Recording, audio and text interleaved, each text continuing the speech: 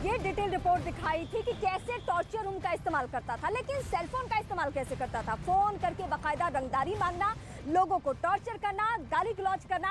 एक ऐसे ही शख्स को जब उसने फोन पर धमकी दी तो वो अब ऑडियो रिकॉर्ड सबके सामने है और उस ऑडियो की बातें सुनकर आप समझ सकते हैं कि अतीक क्यों आतंक का पर्याय बन चुका था पूरे प्रयागराज के लिए। दुबे जी। हाँ शमशाद भाई। एसपी आर्य से आप क्या कह रहे थे कि मैं तो गोली मार देता, लेकिन मैंने गोली नहीं मारा। भैया हम कहे किसी कह सकते हैं, हम कौन से। तैने कहा एसपी आर्य से कि मैं गोली मार देता, मैंने गोली नहीं मारा ना। अब कोई कहने का भैया अब कोई कुछ भी कह दे, हम उसको क्या कह सकते बताइए। मेरी तो कोई गलती भी नहीं थी, आपने हमको मरवाया। नहीं, एसपी आर्य झूठ बोल रहा है। तुम तो कह रहे थे कि मैं तो गोली मार देता। कह रहा भैया, उसको हम क्या कह सकते हैं।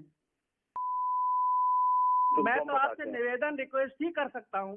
अब आप बड़े भाई हैं, कुछ भी आप कहें। तुम एसपी आर्य के सामने बकैती कर रहे करो, शोध हम बताते हैं। मैं कुछ नहीं कहा भैया, ये आपको जो आप डर न जाओगे। आपको भैया जो भी गुमराह कर रहा हो वो अलग मैटर है। मैं आपके विरुद्ध आज भी नहीं हूँ, कल भी नहीं था, परसों भी नहीं था, आज से नहीं। आज मेरी आपकी जो है 92 में मैं आपके जब मीरापुर में मैं रहता तभी मैं वहीं बैठता था आपके पास जाकर के। आप मुझको बच्चे की तरह मानते थे, लेकिन आज मुझे बड़ा कष्ट हुआ कि आपको मैं भैया आपको कहा, आपने मुझे मारा। चलो नहीं, अभी तुम मार नहीं खाए हो, अभी मार कहाँ देखे हो। आप भैया मार का मजा अभी आप बड़े भाई हैं, आप कहिए वहीं आए हमको मार दीजिए।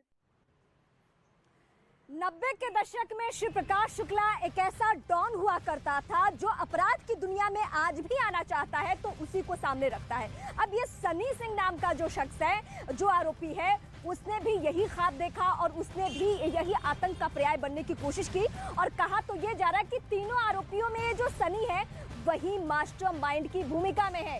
ये वही सनी है जिसने तीनों को आपस में मिलाया, यानी तीनों आपस में मिले, कब कैसे आना है, कब कैसे घटना को अंजाम देना है, ये सब कुछ तय किया सनी ने। अभी तक जो एसआईटी की टीम ने जो मीडिया में इंफॉर्मेशन शेयर किए हैं उससे यही पता चलता है कि सनी ही मास्टरमाइंड है और सनी ने ही पिस्टल का जुगाड़ करना, प्रयागराज आकर रेकी करना पहले से, और उस दिन भी सबको लीड करना सनी ही कर रहा था।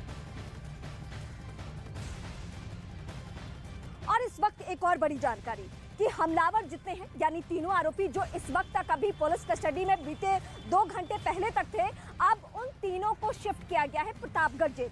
इसके पीछे वजह साफ है जिसके बारे में हम आपको पहले भी बता चुके हैं, लेकिन एक बार फिर बताते हैं। नैनी जेल वो जगह है जहां अतीक के बेटे, अतीक के करीबी और अतीक के जो समर्थक रहे हैं और जिनके ऊपर काफी एफआईआर दर्ज है, वो सभी नैनी जेल में बंद है। और वहां से पुलिस को ये इंफॉर्मेशन मिलता है कि अगर वहां ये नैनी जेल जाते हैं कस्टडी खत्म होने के बाद तो इनके ऊपर हमला हो सकता है।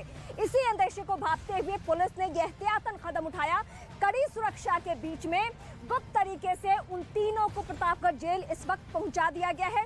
वहां पे वो जेल में है और जब भी पुलिस को लगेगा कि पूछताछ और करनी है तो बाकायदा कोर्ट को एक एप्लीकेशन देकर फिर से रिमांड लेने की कोशिश की जा सकती है, लेकिन फिलहाल पुलिस को रिमांड की जरूरत नहीं है।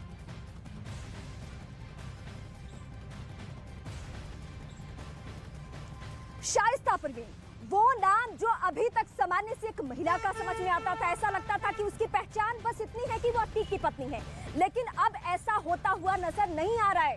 शाइस्ता परवीन कौन है? शाइस्ता परवीन वो है जो अपराध की दुनिया में खुद को स्थापित करने की कोशिश कर रही थी, क्योंकि उसको भी अच्छे से मालूम था कि वो सलाखों के बाहर उसके पति नहीं आने वाले हैं। अब उसी शाइस्ता पे जो पहले 50,000 के नाम की राशि थी उसे बढ़ाकर तकरीबन 1 लाख रुपया किया जा सकता है, क्योंकि पुलिस के सामने बहुत बड़ी चुनौती बन चुकी है शाइस्ता परवीन की। एक आम सी साधारण सी महिला जो अभी हालिया दिनों में अपराध की दुनिया में आई है वो नहीं मिल पा रही है। माफिया डॉन अतीक अहमद की पत्नी और उमेश पाल हत्याकांड की मुख्य आरोपी शाइस्ता परवीन अभी भी पुलिस की गिरफ्त से दूर है। लगभग 2 महीने से ज्यादा का समय होने के बावजूद UP police STF Shaista Parveen को पकड़ नहीं सकी है। अब ऐसे में यूपी पुलिस ने एक नई तैयारी की है।